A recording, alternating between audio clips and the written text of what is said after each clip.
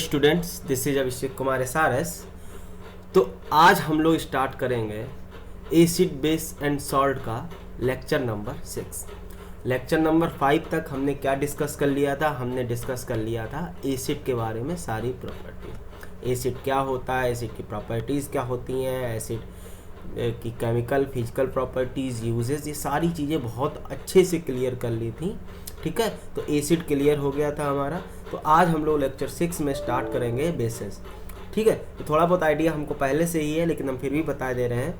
तो देखो इसमें क्या है, the solutions of substance like caustic soda, quick lime and washing soda are bitter in taste. कुछ सॉल्यूशंस हैं सब्सटेंस के, जैसे कॉस्टिक सोडा हो गया, क्विक लाइम हो गया, वॉशिंग सोडा हो गया। ये सारे कैसे होते हैं? बिटर होते हैं। टेस्ट में कैसे होते हैं? बिटर होते हैं, कड़वे होते हैं।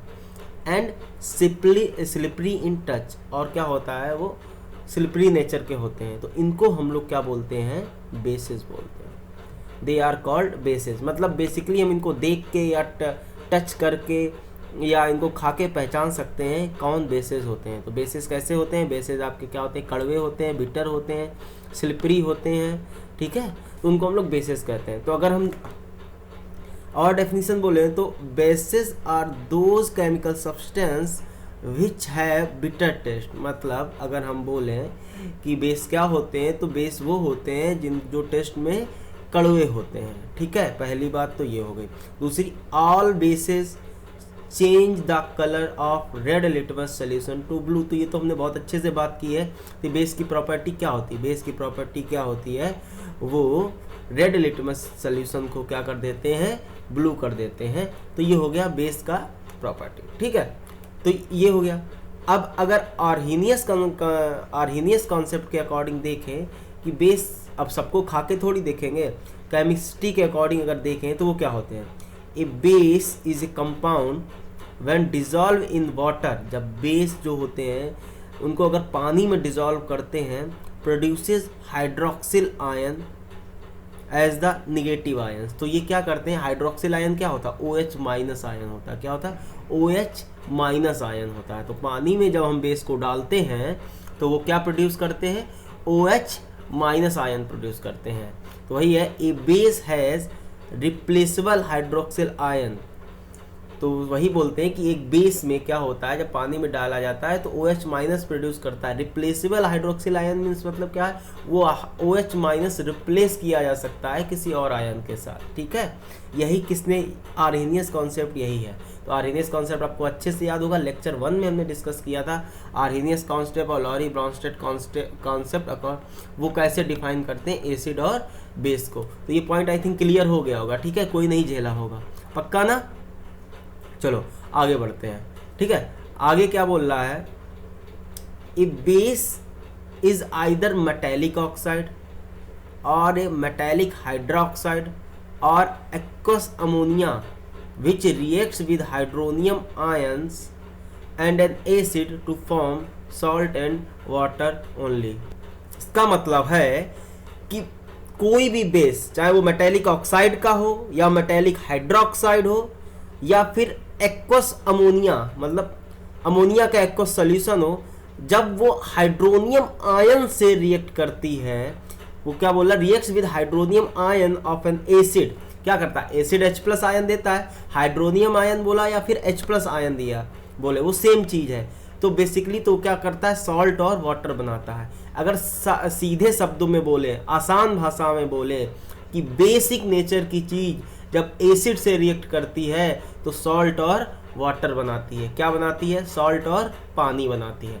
अब यहाँ पे क्या है? A base is either metallic oxide. इसका मतलब समझ रहे हैं, मेटेलिक ऑक्साइड भी आपका बेस होता है और मेटेलिक हाइड्रोक्साइड तो आपका बेस होता ही होता है। ठीक है, और एक्वस अमोनिया होता है, वो भी आपका बेसिक नेचर का होता है।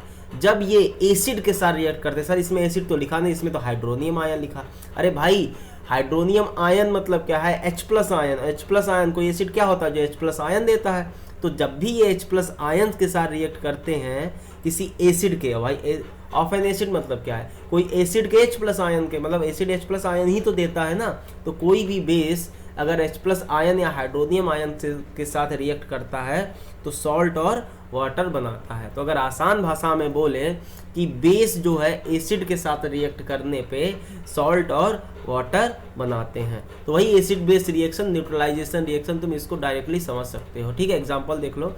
जैसे आपका NaOH सोडियम हाइड्रोक्साइड है, मेटल का हाइड्रोक्साइड है, ये कैसा होता है, बेसिक नेचर का होता है। ठीक है, जब इसकी HCl के साथ रिएक्शन कराई गई, हाइड्रोक्लोरिक एसिड के साथ रिएक्शन कराई गई, तो इसने क्या बनाया, सॉल्ट बनाया। कौन सा सॉल्ट बनाया, सोडियम क्लोराइड, और क्या बनाया इसने, वाटर बनाया। यही समझाने का कोशिश कर रहे थे। ठीक है, अब देखो पहला ऑक्साइड आता है बेसिक ऑक्साइड। ये बेसिक ऑक्साइड क्या होता है, बात समझना जरा, ध्यान से, झेलना नहीं कुछ भी। देखो, a basic oxide is a metallic oxide that contains O2 minus ion and reacts with an acid to form salt and water only। तो देखो यहाँ पे बात ये कर रहा है, कोई भी बेसिक ऑक्साइड क्या होगा, एक बेसिक ऑक्साइड वो होगा एक metallic oxide with that contains O2 minus ion. भाई मेटल अगर कोई है, ठीक है, मेटल ऑक्साइड किसका, मान लो मेटल, और मेटल है, मेटल पे पॉजिटिव चार्ज होगा, और ऑक्साइड पे क्या होता है, 2 माइनस होता है। ठीक है ना, अब मेटल पे मान लो कुछ भी प्लस n, प्लस का चार्ज होता है, मान लो n प्लस है, तो कौन सा ऑक्साइड बनाएगा, क्रॉस मल्टीप्लाई कराएंगे तो क्या बनेगा, M2ON। तो यही हो गया क्या, मेटल ऑक्साइड। ठीक है, तो मेटल ऑक्साइड क्या होते हैं, ये बेसिक नेचर के होते हैं, इनको इसीलिए बेसिक ऑक्साइड बोलते हैं। जितने भी मेटल के ऑक्साइड होंगे वो बेसिक नेचर के होते हैं, इसीलिए उनको बेसिक ऑक्साइड भी बोलते हैं। और जो बेसिक नेचर का होता है तो बेस एसिड के साथ रिएक्ट करने के क्या बनाता है, सॉल्ट और वाटर बनाता है। तो बात समझना, देखो यहाँ पे जो OH माइनस आयन है, ऐसा नहीं कि कोई भी कंपाउंड जो OH माइनस आयन देता वही बेस है। ये क्या होते हैं, जो मेटल के ऑक्साइड होते हैं वो भी बेसिक नेचर के होते हैं, वो भी एक्ट एज ए बेस वो भी बेस की तरह एक्ट करते हैं। तो कोई भी बेसिक ऑक्साइड जो है आपका, जो कोई भी बेसिक ऑक्साइड है, अगर वो एसिड के साथ रिएक्ट कराएगा तो सॉल्ट और वाटर ही बनाएगा। क्योंकि बेसिक ऑक्साइड क्यों बोलते हैं, बेसिक ऑक्साइड क्योंकि ये बेस की तरह इनका नेचर होता है, बेसिक नेचर होता है। तो कोई भी मेटल के ऑक्साइड को हम लोग बेसिक ऑक्साइड बोलते हैं। तो क्लियर हो गया बेसिक ऑक्साइड। ठीक है, बेसिक मतलब अब आपको क्या याद रखना है, आपको याद रखना है कि कोई भी मेटल का ऑक्साइड जब एसिड के साथ रिएक्ट करता है तो सॉल्ट और वाटर बनाता है। ठीक है, तो यहाँ से मेटल के ऑक्साइड का नेचर क्या होता है, वो बेसिक नेचर के होते हैं। बेसिक नेचर का होगा तो ये क्या करेगा, तो ये क्या करेगा, ब्लू रेड लिटमस पेपर को ब्लू कर देगा, है ना।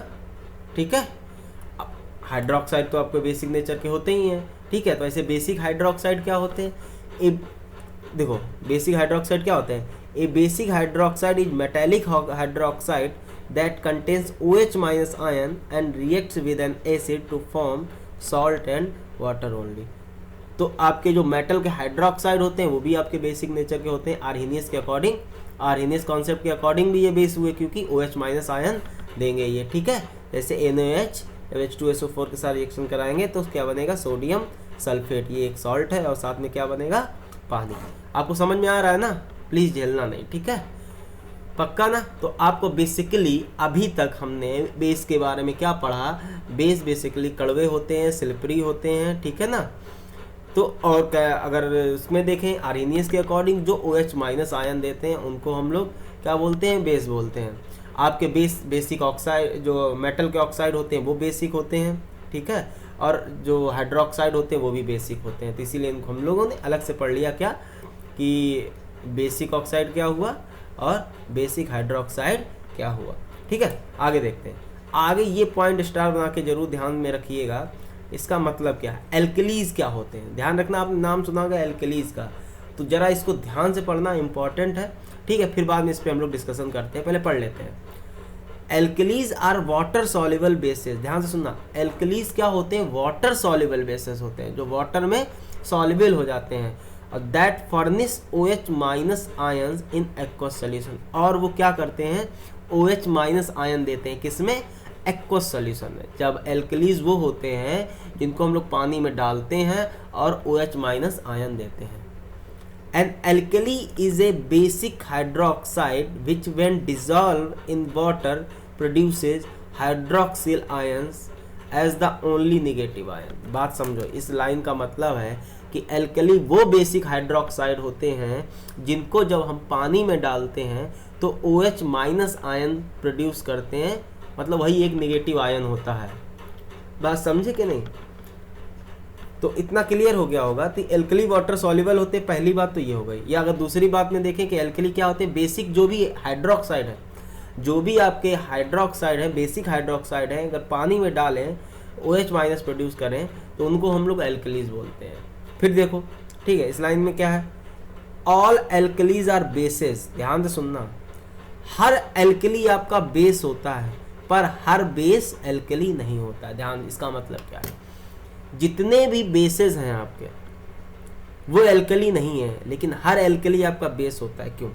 देखो, बेस मान लो आपका बेस आ गए खूब सारे, ठीक है, ये मान लो आपका, हम बता रहे हैं, ये गोले में सारे बेस हैं, ठीक है, क्या है, बेस। अब देखो, कुछ बेस आपके वाटर सॉल्युबल होंगे, कुछ बेस वाटर सॉल्युबल नहीं होंगे। जो बेस वाटर सॉल्युबल हैं, जो बेस वाटर सॉल्युबल हैं, क्या है, वाटर सॉल्युबल, वो क्या होंगे, वो होंगे आपके एल्कली। क्या होंगे? वो आपके एल्कली होंगे। तो वही बता रहे हैं, हर एल्कली आपका बेस है लेकिन हर बेस आपका एल्कली नहीं है। तो ये बात हमेशा ध्यान रखना। बहुत लोग कंफ्यूज हो जाते हैं, एल्कली और बेस को सेम मान लेते हैं, ऐसा नहीं है। एल्कलीज आपके वाटर सॉल्युबल बेस होते हैं, ठीक है, जो वाटर सॉल्युबल नहीं होते उनको हम लोग एल्कलीज नहीं बोलते हैं। बात क्लियर हो गया होगा, जेले नहीं हो गए, ठीक है। तो the insoluble bases are not known as alkali as, समझ में आया? तो जो इनसॉल्युबल बेसेस होते हैं उनको एल्कली नहीं बोलते हैं। जैसे फेरिक हाइड्रोक्साइड, फेरिक FeOH का होल थ्राइस, देखो बेस है क्योंकि इसके पास OH है, ठीक है, लेकिन ये एल्कली नहीं है क्योंकि ये वाटर में सॉल्युबल नहीं है। सिमिलरली क्यूप्रिक हाइड्रोक्साइड COH का होल ट्वाइस, ये भी आपका बेस है लेकिन एल्कली नहीं है क्योंकि ये वाटर सॉल्युबल नहीं है। बहुत इंपॉर्टेंट है, प्लीज प्लीज इस बात को ध्यान रखना, एल्कली क्या होते हैं, ठीक है ना। जैसे देख लो एग्जाम्पल क्या है इनके एग्जाम्पल आप देख सकते हो, ठीक है, सोडियम हाइड्रोक्साइड और कॉस्टिक सोडा। तो ध्यान रखना, सोडियम हाइड्रोक्साइड का ही कॉमन नेम क्या है, कॉस्टिक सोडा होता है। सोडियम हाइड्रोक्साइड का कॉमन नेम क्या हो, तो अभी कहीं आप क्वेश्चन में कॉस्टिक सोडा मिल जाए उसका मतलब क्या है, सोडियम हाइड्रोक्साइड की बात हो रहा है, ठीक है। केमिकल नेम, कॉमन नेम समझते हो, जैसे टिंकू रिंकू पिंकू, ठीक है, एक कॉमन नेम है, इनके ओरिजिन पे डिपेंड करता है, ऐसे ही नाम दे देते हैं, ठीक है। और सोडियम हाइड्रोक्साइड इसका बेसिकली केमिकल नेम है, ठीक है। तो सोडियम हाइड्रोक्साइड का कॉमन नेम क्या है, कॉस्टिक सोडा है। ऐसे पोटेशियम हाइड्रोक्साइड, ये भी आपका वाटर सॉल्युबल, इसको भी हम लोग एल्कली बोल सकते हैं। पोटेशियम हाइड्रोक्साइड का कॉमन नेम क्या है, कॉस्टिक पोटास। तो ध्यान रखना, कॉस्टिक पोटास हम लोग पोटेशियम हाइड्रोक्साइड को बोलते हैं, कॉस्टिक सोडा हम लोग सोडियम हाइड्रोक्साइड को बोलते हैं। ये लोग एल्कली होते हैं, क्यों, क्योंकि ये वाटर सॉल्युबल है। ऐसे कैल्शियम हाइड्रोक्साइड को हम लोग क्या बोलते हैं, स्लेक्ट लाइम। ये तो हम ऑलरेडी बता चुके हैं चैप्टर 1 में, ठीक है। स्लेक्ट लाइम आपका वाटर सॉल्युबल होता है। तो ये सारे आपके NaH हो गया, पोटेशियम हाइड्रोक्साइड हो गया, कैल्शियम हाइड्रोक्साइड हो गया, ये सारे आपके क्या है, एल्कलीज है क्योंकि ये वाटर सॉल्युबल है। फेरिक हाइड्रोक्साइड और क्यूप्रिक हाइड्रोक्साइड ये क्या है, ये आपके एल्कलीज नहीं है, लेकिन हाँ ये दोनों कैटेगरीज किस में आती हैं, ये दोनों कैटेगरीज किस में आती हैं, बेस में आती हैं, क्योंकि ये दोनों बेसिक नेचर के तो हैं ही। ये बात ध्यान रखना, हर एल्कली आपका बेस होता है पर हर बेस आपका एल्कली नहीं होता। आई थिंक क्लियर हो गया होगा, ठीक है। चलो आगे बढ़ते हैं। आगे अब हम लोग देखते हैं बेसिस को किन किन कैटेगरीज में डिवाइड किया गया है। देखो हम तुम लोगों को पूरा चैप्टर सब कुछ पढ़ाएंगे। हाँ इतने दिन का गैप रहा है, प्रॉब्लम्स हुई हैं, थोड़ा प्रॉब्लम थी इसीलिए नहीं बना पा रहे थे वीडियो, लेकिन अब हमने डिसाइड कर लिया है कि क्लास वाइज हम पहले लेक्चर बनाएंगे।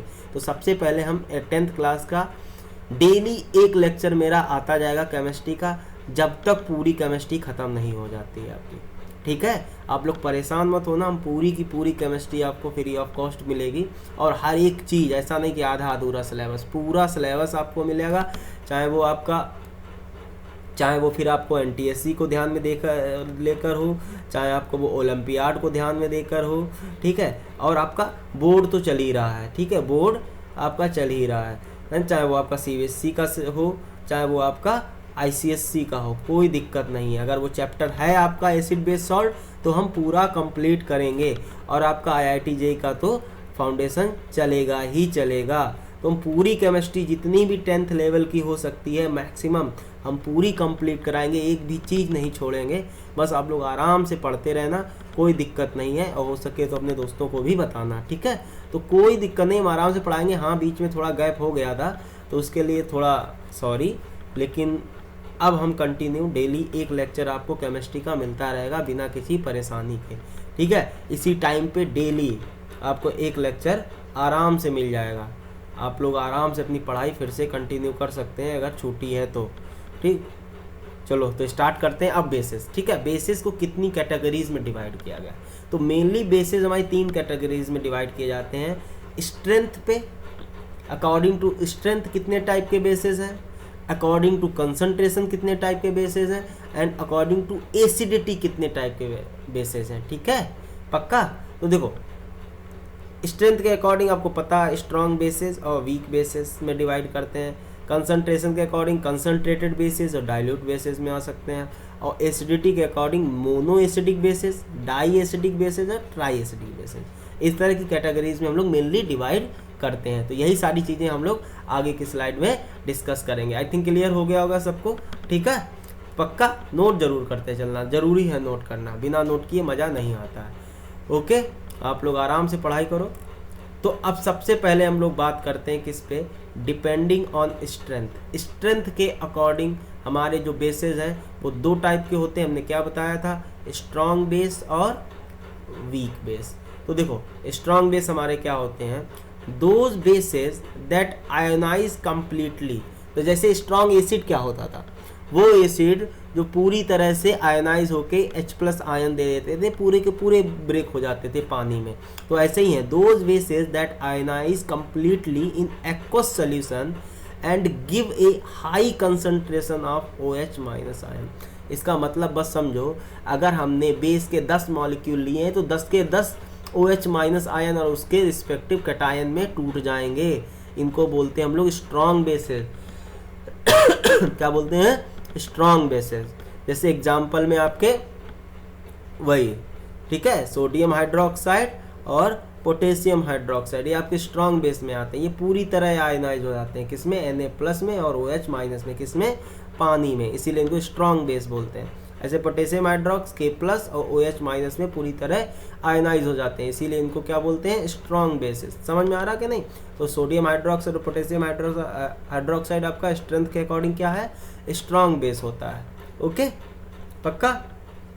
चलिए आगे बढ़ते हैं। आगे आपका क्या आएगा, आगे आपका आएगा वीक बेसिस। वीक बेसिस क्या होते हैं, those bases that ionize partially in aqueous solution. देखो ये सब बहुत आसानी से समझ में आ रहा होगा, अगर एसिड समझ में आया होगा तो ये भी बहुत आसानी से समझ में आ रहा होगा, क्योंकि जस्ट उसका अपोजिट है, ठीक है। तो जल्दी इसमें इतना दिमाग लगाने का कोई जरूरत ही नहीं है। Those bases that ionize partially in aqueous solution and give a less concentration of OH- ion. मतलब इसका मतलब है कि जैसे 10 मॉलिक्यूल लिए हमने, ठीक, किसी एसिड के, और वो पूरी के 10 में से एक टूट रहा है, ठीक है, तो ये उतना अच्छा कंसंट्रेशन OH- का नहीं देंगे। तो इनको क्या बोलते हैं हम लोग, इनको बोलेंगे हम लोग वीक बेसिस, समझ गए। जैसे अमोनियम हाइड्रोक्साइड, ये आपका वीक बेस में आता है। कैल्शियम हाइड्रोक्साइड, ये आपका वीक बेस में आता है, ठीक है ना। तो ये अमोनियम हाइड्रोक्साइड किस में टूटता है, NH4+ और OH- में टूटेगा वैसे ही, लेकिन पूरी की पूरी तरह से नहीं टूटेगा, सारे इसके मॉलिक्यूल नहीं ब्रेक करेंगे। ये रिवर्सिबल साइन होता है, ठीक है। क्या रिएक्शन रिवर्सिबल है, मतलब बैक भी जा रही है।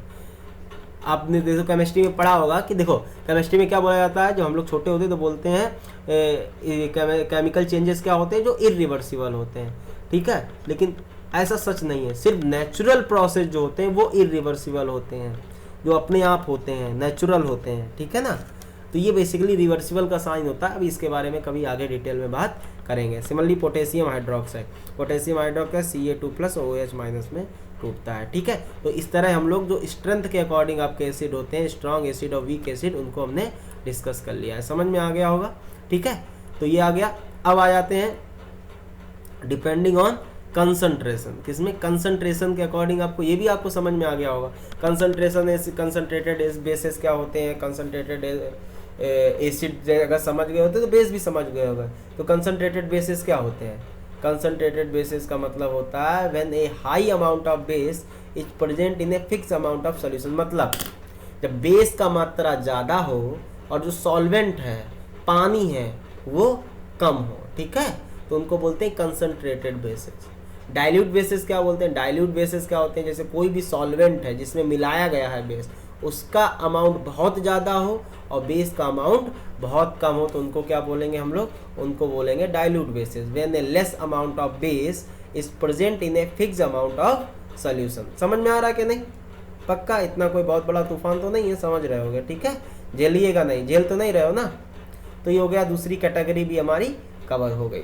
ओके, अब बात करते हैं डिपेंडिंग ऑन एसिडिटी। एसिडिटी के अकॉर्डिंग कितने टाइप का होता है आपका क्या? बेस। तो एसिडिटी ऑफ ए बेस, पहले एसिडिटी होती क्या है? Acidity of A base the number of hydroxyl ions that one molecule of that base gives on dissociation in water. अब देखो ये बात समझो, कितने OH माइनस आयन वो पानी में दे रहा है, वही उसकी एसिडिटी होती है। बात नहीं समझे? जैसे NaOH, एक OH माइनस आयन देगा तो इसकी एसिडिटी कितनी हो गई? 1, ठीक है? देखो बेसिक है, बेस है, एसिडिटी कैसे बोल रहे सर? ये इसकी बेसिसिटी होती है, और एसिड में बेसिसिटी थी। बेसिकली इसका मतलब होता है कि एक OH माइनस आयन एक H+ को न्यूट्रलाइज कर देगा। बोले तो एक एसिड के एक H+ को आयन को न्यूट्रलाइज कर देगा, इसीलिए इसको बोलते हैं एसिडिटी, क्योंकि ये एक H+ आयन को न्यूट्रलाइज करने का क्षमता रखता है एक OH माइनस आयन, ठीक है? ऐसे उसको H+ आयन जब हम लोग एसिड हमने जब डिवाइड किए थे डिपेंडिंग अपॉन बेसिसिटी, क्योंकि वो एक OH माइनस आयन को न्यूट्रलाइज कर रहा था एक H+ आयन। समझ में आ रहा कि नहीं? तो इसीलिए डिपेंडिंग ऑन एसिडिटी क्या होता है? Acidity of the base of the number of hydroxyl ion. कोई भी बेस कितने OH माइनस आयन दे रहा है, ठीक है, कहाँ पे? जब पानी में उसको डिसोसिएट करते हैं, ठीक है? It is the number of hydrogen ions of an acid with which a molecule of that base react to produce salt and water. ये क्या होता है? ये कितने नंबर ऑफ हाइड्रोजन आयन को न्यूट्रलाइज करके पानी और सॉल्ट और वाटर प्रोड्यूस करेगा, यही उसकी कोई भी बेस कितने नंबर ऑफ हाइड्रोजन आयंस को न्यूट्रलाइज करके सॉल्ट और वाटर प्रोड्यूस करेगा, वही उसकी एसिडिटी होती है। तो अगर एक OH माइनस होगा तो एक H+ आयन को न्यूट्रलाइज करेगा, 2 OH माइनस होंगे तो 2 H+ आयन को न्यूट्रलाइज करेगा। तो बेसिकली जितने ज़्यादा OH माइनस होंगे उतने H+ को वो न्यूट्रलाइज करेगा। न्यूट्रलाइज करके क्या करेगा? एसिड और सॉल्ट और वाटर बनाएगा। समझ में आ रहा है कि नहीं? वही उसकी एसिडिटी होती है। अभी समझ में आ गया? पक्का? ज़्यादा तेज तो हो नहीं रहा होगा, आराम से पढ़ा रहे हैं, ठीक है? देखो भाई, मेरे लेक्चर सबके लिए होते हैं, सबके लिए मतलब जो केमिस्ट्री पढ़ना चाहते हैं। ऐसा नहीं जिनका IIT निकालना है, नीट निकालना है, वही खाली केमिस्ट्री पढ़ सकते हैं, या उन्हीं के लिए लेक्चर्स। ये लेक्चर्स उनके लिए हैं जो 10th क्लास में हैं और जिनको केमिस्ट्री जिनको पढ़ना है। मेरे लेक्चर सिर्फ केमिस्ट्री के लिए होते हैं, ना कि IIT और नीट के लिए होते हैं। IIT नीट तो भाई अपने आप निकलेगा, भाई केमिस्ट्री पूछा जाएगा ना, ठीक है ना? पक्का? तो ऐसा नहीं है, इसीलिए मैं थोड़ा बेसिक से कोशिश करता हूँ और थोड़ा स्लो हो सकता हूँ उनके लिए, जो लोग थोड़े जिनको जो अच्छे से कैच कर लेते हैं। कोई बात नहीं, हमारा सबके लिए है, आराम से पढ़ो एक एक चीज़, क्योंकि बहुत जल्दबाजी नहीं है। अब तो टाइम ही टाइम है, कोई टेंशन नहीं है, ऐसा माहौल ही बना दिया है, ठीक है? तो ये स्टार बना के पॉइंट देखो, ये क्या कह रहा है? ये बेसिकली बोल रहा है फॉर वाटर इनसॉल्युबल हाइड्रोक्साइड्स। अच्छा, जो पानी में इनसॉल्युबल हाइड्रोक्साइड है उनका कैसे पहचानेंगे? तो acidity is equal to the number of OH minus ions present in one molecule of that base. अगर पानी में इनसॉल्युबल हैं तो उनका एसिडिटी डिफाइन नहीं होगा, होगा बेटा, होगा, ठीक है? बस जितने उनके पास OH माइनस आयन होंगे वही उनकी क्या होगी? एसिडिटी होगी, ठीक है? तो कोई इसमें दिक्कत वाली बात नहीं है, लेकिन डिफाइन वो इसी तरह किया गया कि पानी में जितने OH माइनस आयन देगा वही उसकी एसिडिटी होगी। लेकिन अगर वो पानी में इनसॉल्युबल है तब क्या करेंगे? तब भी तो एसिडिटी तो तब भी होगी ना, हाँ होगी। वो जितने OH माइनस आयन उसमें प्रोड्यूस है अवेलेबल है, वही उसकी एसिडिटी है। ठीक है ना। तो देखो हाँ, अब एसिडिटी के अकॉर्डिंग कितने टाइप के होते हैं, तो सबसे पहला है मोनो एसिडिक बेस, सॉरी, ठीक है। मोनो एसिडिक बेस क्या होगा, a base that produce only one OH minus ion. तो कोई बेस जिसके पास सिर्फ एक OH माइनस आयन है, ठीक है, डिसोसिएट करने पर एक वाटर मॉलिक्यूल के, तो क्या करा, a base that producer only one OH minus ion on dissociation in water per molecule, उसका एक मॉलिक्यूल बस एक OH माइनस आयन देगा, तो उसको बोलेंगे हम लोग मोनो एसिडिक बेस। जैसे आपका सोडियम हाइड्रोक्साइड और पोटेशियम हाइड्रोक्साइड, ये क्या देते हैं, एक OH माइनस। देखो एक NaOH है, कितने OH माइनस दे रहा, एक OH माइनस। ऐसे एक पोटेशियम हाइड्रोक्साइड है, कितने OH माइनस दे रहा, एक OH माइनस। तो ये क्या होगा, मोनो एसिडिक बेस हो गया। क्या होगा, मोनो एसिडिक बेस। आराम से, ध्यान से, ठीक है, कोई बात नहीं समझ में आ रहा, दोबारा देखो, कोई दिक्कत नहीं है, ठीक है, समझ में जरूर आएगा, ऐसा हो ही नहीं सकता, इतनी आसान चीजें कैसे नहीं समझ में आएंगी। दूसरा आता है आपका क्या, दूसरा आता है बेटा di acidic base. Mono acidic तो बेस हो गया जो एक OH माइनस देता है, एक मॉलिक्यूल एक OH माइनस देता है। अच्छा, डाई एसिडिक बेस क्या होता है, ठीक है, डाई एसिडिक बेस होता है a base that produces 2 OH minus ion on dissociation in water per molecule. मतलब एक मॉलिक्यूल पानी में डिसोसिएट करने पे 2 OH माइनस देते हैं। कितना OH माइनस देते हैं, 2 OH माइनस देते हैं। जैसे एग्जांपल के लिए क्या है, एग्जांपल के लिए अगर मैग्नीशियम हाइड्रोक्साइड जो MgH का होल ट्वाइस होता है और कैल्शियम हाइड्रोक्साइड CH का होल ट्वाइस, स्लेक लाइम, ठीक है, तो इसको जब हम क्या करते हैं, पानी में डालते हैं, तो ये डिसोसिएट होकर 2 OH माइनस आयन, देखो यहाँ से भी दिख रहा है MgOH का होल ट्वाइस, CH का होल ट्वाइस, ठीक है, तो कितने OH माइनस दे रहा, 2 OH माइनस आयन दे रहा। तो ये कैसे है, डाई एसिडिक बेस, ठीक है। MgOH का होल ट्वाइस को मिल्क ऑफ मैग्नीशिया भी बोलते हैं, ठीक, क्या बोलते हैं, मिल्क ऑफ मैग्नीशिया। और CH का होल ट्वाइस को क्या बोलते हैं, स्लेक लाइम, क्या बोलते हैं, स्लेक लाइम, ठीक है।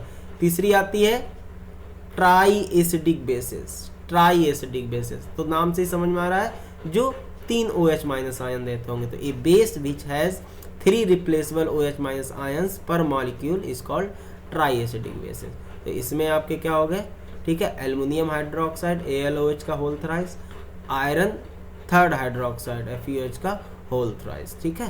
मतलब आयरन थर्ड हाइड्रोक्साइड का मतलब समझे, इसका मतलब है कि इसमें जो आयरन है वो Fe3+ में है। अगर आयरन 2 होता तो Fe2+ में है, ठीक है, क्योंकि आयरन दो चार्जेस में पाया जाता है, Fe2+ और Fe3+, ठीक है। इसको फेरिक हाइड्रोक्साइड भी बोल सकते हैं, क्या बोल सकते हैं, फेरिक। देखो बात समझो, जब आपका आयरन Fe2+ में होता है तो हम लोग फेरस बुलाते हैं, क्या बुलाते हैं, फेरस। और जब आयरन आपका Fe3+ में होता है तो हम लोग क्या बुलाते हैं, फेरिक बुलाते हैं, क्या बुलाते हैं, फेरिक। नहीं तो कभी कभी आयरन थर्ड, आयरन ब्रैकेट में ही उसका हम लोग चार्ज लिख देते हैं, ठीक है।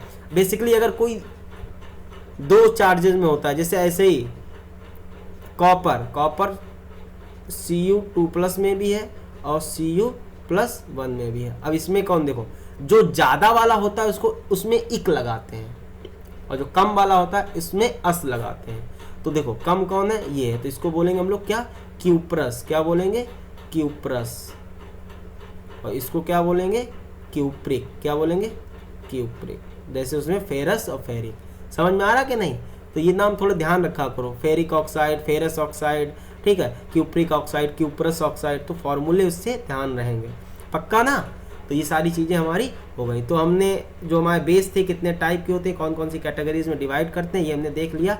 अब हम लोग आगे चलेंगे preparation of bases. Preparation of bases मतलब समझोगे, प्रिपरेशन ऑफ बेस मतलब होता है कि बेस को हम लोग कैसे बना सकते हैं, कैसे इनको बनाया जाता है, कैसे ये इंडस्ट्री में बनाए जाते हैं, कैसे ये लैब में बनाए जाते हैं, ठीक है ना। तो हम लोग वही देखेंगे। तो पहला है by the action of water on reactive metals like calcium, potassium and sodium. जो हमारे रिएक्टिव मेटल होते हैं, जो रिएक्टिविटी सीरीज में ऊपर होते हैं, उनको अगर हम वाटर के साथ रिएक्शन कराएं तो हमारा जो कंपाउंड बनता है वो बेस बनता है। जैसे कैल्शियम का अगर वाटर के साथ रिएक्शन कराएं तो कैल्शियम हाइड्रोक्साइड जो आपका बेसिक नेचर का है, और साथ में क्या बनती है, हाइड्रोजन गैस बनती है। हाँ, रिएक्शन बैलेंस जरूर करिएगा, रिएक्शन बैलेंस अगर हम ना भी कराएं तब भी करिएगा। बैलेंसिंग आपको बहुत अच्छे से आती है, नहीं आती है तो प्लीज़ चैप्टर 1 के हमारे स्टार्टिंग के लेक्चर जरूर ले लें। ओके। ऐसे पोटेशियम का अगर वाटर के साथ रिएक्शन कराएंगे तो पोटेशियम हाइड्रोक्साइड, ठीक है, और हाइड्रोजन गैस निकलती है। तो इस तरह से हम लोग बेस बना सकते हैं अपनी लैब में, ठीक है ना, कि कोई भी रिएक्टिव मेटल लो उसको हम लोग वाटर के साथ रिएक्ट करा सकते हैं। ठीक, रिएक्टिव मेटल जो रिएक्टिविटी सीरीज में ऊपर में आते हैं, कैसे, कैल्शियम, पोटेशियम और सोडियम। ओके। दूसरा मेथड क्या है? दूसरा मेथड है आपका by the action of water on metallic oxide like sodium oxide, potassium oxide and calcium oxide. ऐसे ही अगर आप जो मेटेलिक ऑक्साइड है हमारे पास, जैसे सोडियम ऑक्साइड हो गया, कैल्शियम ऑक्साइड हो गया, अगर इनकी वाटर के साथ रिएक्शन कराएंगे तो ये हमारे क्या बनाते हैं, ये भी हमारे बेस बनाते हैं। देखो ये रिएक्शंस आपको याद नहीं रखनी है लेकिन ध्यान में रखनी है, काम जरूर आएंगी कहीं ना कहीं। तो सोडियम ऑक्साइड का अगर आप वाटर के साथ रिएक्शन कराएंगे तो ये बेस बनाती हैं कौन से, सोडियम हाइड्रोक्साइड। ऐसे कैल्शियम ऑक्साइड की वाटर के साथ रिएक्शन कराएंगे तो कैल्शियम हाइड्रोक्साइड। इसीलिए कहते हैं कि मेटल के ऑक्साइड बेटर बेसिक नेचर के क्यों होते हैं, ये क्वेश्चन पूछा जा सकता है। ये स्कूल में तो नहीं आएगा लेकिन ऐसे पूछ सकते हैं कि मेटल के ऑक्साइड जो होते हैं आपके बेसिक नेचर के क्यों होते हैं। क्यों? क्योंकि वो पानी में जब रहते हैं तो बेस बनाते हैं, इसीलिए वो बेसिक नेचर के होते हैं, इसीलिए उनको बेसिक ऑक्साइड भी कहते हैं। क्या बोलते हैं उनको? बेसिक ऑक्साइड भी कहते हैं। समझ में आ रहा है ना? इसमें कोई भी झेलने वाली चीज़ नहीं, आराम से समझते चलो, ठीक है बेटा। अब देखो डबल डिस्प्लेसमेंट रिएक्शन के द्वारा कैसे प्रिपेयर किए जाते हैं। डबल डिस्प्लेसमेंट मेथड के द्वारा हम लोग कैसे प्रोड्यूस करेंगे।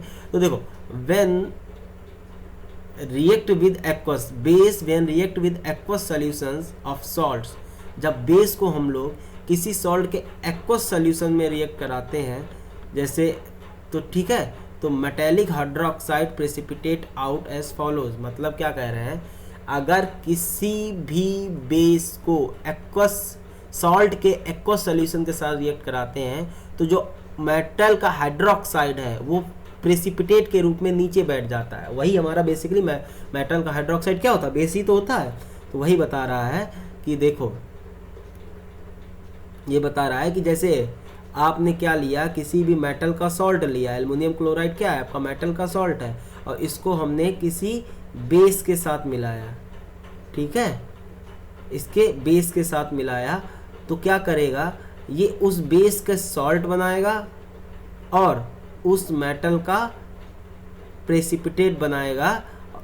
वो क्या है आपका, एक बेस है। तो मतलब एक इस बेस से हमने एक नया बेस प्रोड्यूस किया, क्या, एल्युमिनियम हाइड्रोक्साइड, जो प्रेसिपिटेट के रूप में, सॉलिड के रूप में नीचे बैठ जाएगा। तो क्या कर रहा, bases when react with aqueous solution of salt, कभी भी बेस को, किसी भी बेस को हम लोग किसी सॉल्ट के एक्वस सॉल्यूशन के साथ रिएक्ट कराते हैं तो जो मेटेलिक हाइड्रोक्साइड्स हैं वो क्या करते हैं, प्रेसिपिटेट के रूप में, नए मेटेलिक ऑक्साइड प्रेसिपिटेट के रूप में प्रोड्यूस होते हैं। ठीक है, यहाँ पे हमारा AlCl3 क्या है, सॉल्ट है, किसका, मेटल का, और उसके साथ रिएक्ट कराई, बेस के साथ रिएक्ट कराई, तो क्या बना हमारा, एक मेटल का हाइड्रोक्साइड प्रेसिपिटेट के रूप में नीचे बना। समझ में आ रहा है कि नहीं?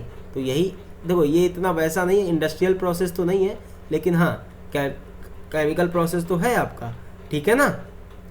ऐसे ही हम लोग क्या करते हैं, ये भी एक मेथड है, ठीक है, ये हमारा बेसिकली लेबोरेटरी मेथड है। By the action of oxygen on metals, जब किसी भी मेटल की हम लोग ऑक्सीजन से रिएक्शन कराते हैं, ज़्यादा नहीं होते हैं, सारे तो नहीं होते हैं लेकिन हाँ ज़्यादातर होते हैं, तो ये क्या करते हैं, ऑक्साइड बना लेते हैं। और मेटल के ऑक्साइड आपके क्या होते हैं, बेसिक नेचर के होते हैं। तो ये भी एक बेसिस बनाने का कह सकते हैं प्रिपरेशन मेथड है। तो जैसे लिथियम है, ऑक्सीजन से रिएक्ट कराएगा, थोड़ा हीट मिल जाएगा तो लिथियम ऑक्साइड बनाता है। तो ये क्या है, मेटल ऑक्साइड है। मेटल ऑक्साइड आपका क्या होता है, बेसिक नेचर के होता है, ठीक है। तो ये भी एक मेथड बोल सकते हैं, इतना इंपॉर्टेंट नहीं है, ऊपर वाले थोड़े आपके इंपॉर्टेंट है, ठीक है ना। एंड अब आते हैं आपके क्या, हाँ फिफ्थ वन है आपका क्या, फिफ्थ वन आपका बोल रहा है by the action of oxygen on metal sulphide. तो जब भी मेटल सल्फाइड की अगर ऑक्सीजन से रिएक्शन कराते हैं तो मेटल का ऑक्साइड बनाते हैं, और मेटल ऑक्साइड अगेन आपके बेसिक नेचर के होते हैं, तो बेसिकली हम बोल देते हैं प्रिपरेशन ऑफ बेस। ये सारी रिएक्शंस आपकी इंपॉर्टेंट हैं जगह जगह, डिफरेंट डिफरेंट रूप में पूछी जा सकती हैं कि सल्फाइड की ऑक्सीजन के साथ रिएक्शन करके क्या बनता है, या जो ऑक्सीजन का मेटल सल्फाइड के साथ रिएक्शन कराते हैं तो क्या बनता है, कौन सी गैस निकलती है। तो ये सारी चीज़ें पूछी जा सकती हैं, ठीक है ना। तो जब हम लोग ऑक्सीजन को मेटल सल्फाइड के साथ रिएक्शन कराते हैं तो क्या लिखा है, metal sulphides on reaction with oxygen gives metallic oxides, metallic oxide basically bases होते हैं, and sulphur dioxide as elevated temperature. Basically क्या कह रहे हैं, जो गैस निकलती है वो सल्फर डाइऑक्साइड होती है और बेस जो होता है हमारा मेटेलिक ऑक्साइड होता है, ठीक है ना। और किसके साथ रिएक्शन करते हैं, मेटल का सल्फाइड और ऑक्सीजन के साथ। समझ में आ रहा है कि नहीं। और ये हाँ, in above reaction SO2 is an essential product. तो मेनली इसका रिएक्शन का हम प्रोड्यूस पता कब कब करते हैं, जब हमें SO2 प्रोड्यूस करना होता है। इसेंशियल प्रोडक्ट है, ये भी जरूरी है, इसको भी अलग किया जाता है, इकट्ठा किया जाता है, ठीक है। तो ये बेसिकली इस रिएक्शन का हम लोग मेनली यूज पता किस लिए करते हैं, SO2 प्रोड्यूस करने के लिए। किसके लिए, SO2 हमें चाहिए होता है, ये हमारा मेनली हम बाई प्रोडक्ट के रूप में लेते हैं, ठीक है, पक्का। आगे देखो, by decomposition of salt, salt को डिकम्पोज करके, ठीक। डिकम्पोजिशन रिएक्शन बेसिकली क्या होती है, एक कंपाउंड को एक से ज़्यादा कंपाउंड में तोड़ना, ठीक है। और डिकम्पोजिशन भी आपकी होती थी, अगर याद होगा, थर्मल डिकम्पोजिशन, फोटो डिकम्पोजिशन, ठीक है, इलेक्ट्रिक डिकम्पोजिशन, ये सारी होती थी, इलेक्ट्रोलिसिस जिसको बोलते थे। तो इसमें क्या बोल रहा है, इसमें बोल रहा है मेटेलिक कार्बोनेट्स और मेटेलिक बाई कार्बोनेट्स। जो मेटेलिक के कार्बोनेट होते हैं जैसे कैल्शियम कार्बोनेट, कॉपर कार्बोनेट, ठीक है, या कैल्शियम बाई कार्बोनेट, जब उनको हम लोग हीट करते हैं तो वो डिकम्पोज हो जाते हैं। क्या करते हैं, डिकम्पोज हो जाते हैं और टूट जाते हैं, टू फॉर्म बेस। बेस मतलब मेटेलिक ऑक्साइड बनाते हैं, और carbon dioxide as essential product. जैसे सल्फर और ऑक्सीजन, सल्फाइड को और ऑक्सीजन से जब रिएक्शन कराते हैं तो SO2 गैस निकलती है, यहाँ पे कार्बन डाइऑक्साइड गैस निकलती है। इसको ऐसे भी याद कर सकते हैं कि जब भी कार्बोनेट को हीट करते हैं तो वो टूट जाता है उसके ऑक्साइड में और कार्बन डाइऑक्साइड गैस में, ऐसे भी पूछा जा सकता है। तो देखो, एक चीज़ आपको तरह तरह से याद होनी चाहिए, और ये कैसे याद होगी, जब आप एनालिसिस अच्छे से कर लोगे, ठीक है ना। तो ये रिएक्शन बार बार रिपीट होंगी, आपने कहीं ना कहीं पिछले चैप्टर में भी ये रिएक्शन कहीं ना कहीं देखी थी, ठीक है। कॉपर कार्बोनेट को जब हीट करेंगे तो कॉपर ऑक्साइड और कार्बन डाइऑक्साइड। अब देखो, अब ये कॉपर ऑक्साइड सिर्फ दिया गया है, लेकिन अगर बहुत ज़्यादा सही बोले तो यहाँ पे कॉपर Cu2+ है, ठीक है। Cu2+ मतलब ये क्यूप्रस ऑक्साइड हो गया। कौन सा ऑक्साइड हो गया ये, अगर इसको हम सही नाम लें तो रियल में ये क्या हो जाएगा, क्यूप्रस ऑक्साइड। क्यों, यहाँ पे कॉपर जो है Cu2+ में है, ठीक है ना। ओके, ऐसे ही मैग्नीशियम कार्बोनेट को जब हीट किया तो मैग्नीशियम ऑक्साइड और कार्बन डाइऑक्साइड बना, ठीक है। तो यहाँ पे जो CO2 है वो मेरा इंपॉर्टेंट प्रोडक्ट है, वो मेन प्रोडक्ट है, इसेंशियल प्रोडक्ट है। समझ में आ रहा है कि नहीं। तो मेनली हम जब ये रिएक्शन कराते हैं बेसिकली CO2 प्रोड्यूस करने के लिए, CO2 प्राप्त करने के लिए कराते हैं, ना कि ऑक्साइड प्राप्त करने के लिए कराते हैं। लेकिन हाँ, इसमें ऑक्साइड बनता है, इसीलिए हम प्रिपरेशन मेथड में आपको पढ़ा रहे हैं। इतना कोई ज़रूरी है नहीं है हमारा ऑक्साइड के लिए, मेनली हमें हाँ CO2 प्रोड्यूस करने के लिए ज़रूरी है, ठीक है। अब देखो, ये स्टार बना के पॉइंट क्या लिखा, ऑन हीटिंग मेटेलिक नाइट्रेट्स। देखो, डिकम्पोजिशन रिएक्शन ये भी हो गई, तो ये डिकम्पोजिशन रिएक्शन का भी एग्जांपल है, थर्मल डिकम्पोजिशन का भी एग्जांपल है, और NO2 गैस कैसे प्रोड्यूस करें उसका भी एग्जांपल है, ऑक्साइड जिंक का कैसे बनाएं उसका भी एग्जांपल है, ठीक है। On heating metallic nitrite gives bases, मतलब यहाँ पे हम लोग मेटेलिक ऑक्साइड को भी एज ए बेस ट्रीट कर रहे हैं, तो वही बोल रहा है, गिव्स बेसेस, बेस देता है। कौन सा बेस, मेटेलिक ऑक्साइड वाला बेस देता है, और क्या देता है, NO2 गैस देता है। ये दोनों इसेंशियल प्रोडक्ट हैं, मतलब जिंक ऑक्साइड भी आपका मेन प्रोडक्ट है, NO2 गैस भी मेन प्रोडक्ट है, ये आपका बाई प्रोडक्ट है।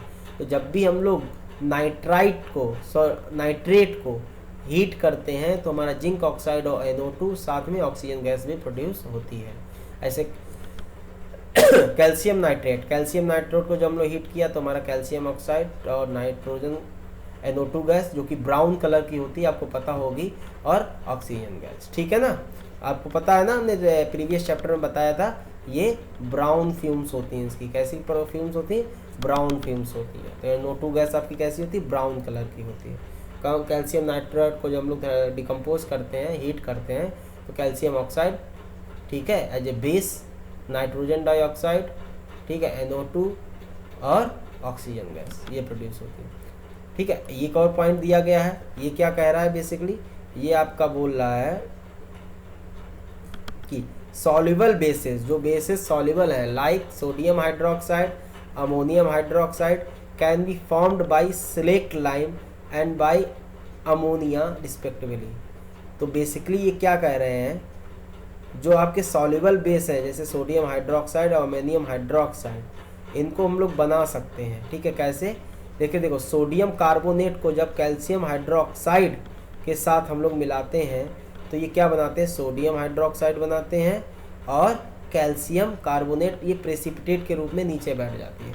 सिमिलरली अगर अमोनियम हाइड्रोक्साइड बनाना है तो अमोनिया को पानी में मिला दो तो अमोनियम हाइड्रोक्साइड बन जाता है। ये भी आपका वीक एल्कली है, वीक एल्कली मतलब पानी में कम सॉल्युबल है, वीक बेस है, सॉल्युबल तो है सॉरी, वीक बेस है, वीक एल्कली मतलब वीक बेस है, पूरी तरह से डिकम्पोज नहीं होता है। अगर सोडियम हाइड्रोक्साइड भी हम इसके जरिए बना सकते हैं, सोडियम कार्बोनेट को अगर कैल्शियम हाइड्रोक्साइड में अगर मिलाएं, उसके साथ रिएक्शन कराएं, सिलेक्ट लाइन के साथ रिएक्शन कराएं तो हमारा सोडियम हाइड्रोक्साइड और कैल्शियम कार्बोनेट बनता है। ठीक है ना। तो आई थिंक आज का लेक्चर थोड़ा, देखो ये सारा चैप्टर थोड़ा थ्योरेटिकल है, आपको समझना पड़ेगा। ठीक है, आराम से धीरे धीरे पढ़ो, कोई दिक्कत नहीं, लेकिन पूरा पढ़ो, समझना पड़ेगा और लिखना भी खुद ही पड़ेगा, लिखोगे तो भूलोगे नहीं। आप समझ रहे हो। तो आज का लेक्चर हम लोग यहीं पे ख़त्म करते हैं, मिलते हैं नेक्स्ट लेक्चर में, आगे की बातें करेंगे। आई थिंक ये सारी चीज़ें समझ में आ गई होंगी आपको। आराम से पढ़ो, ठीक है, ओके, थैंक यू क्लास।